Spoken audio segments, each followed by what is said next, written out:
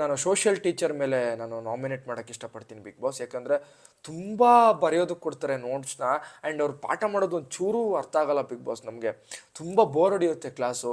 Next ನಾನು Kannada ಟೀಚರ್ನ nominate ಮಾಡೋಕ್ಕೆ ಇಷ್ಟಪಡ್ತೀನಿ ಬಿಗ್ ಬಾಸ್. ಯಾಕಂದರೆ ಮೊನ್ನೆ ಒಂದು ಹಳೆಗನ್ನಡ ಪದ್ಯನ ಓದಿಸಿದ್ರು ಬಿಗ್ ಬಾಸ್. ನನಗೆ ಓದೋಕ್ಕೆ ಬರಲಿಲ್ಲ ಅದನ್ನು 10 ಟೈಮ್ಸು ಬರ್ಕೊಂಬ ಅಂತಂದರು ಬಿಗ್ ಬಾಸ್. ಅದನ್ನು ಓದೋಕ್ಕೆ ಕಷ್ಟ. 10 ಟೈಮ್ ಬರ್ಕೊಂಬಂದೆ ಬಿಗ್ ಬಾಸ್. ಬೆಳಿಗ್ಗೆ ಹೊತ್ತಿಗೆ ಅವ್ರಿಗೆ ಬಂದೇ ಇರಲಿಲ್ಲ ಬಿಗ್ ಬಾಸ್.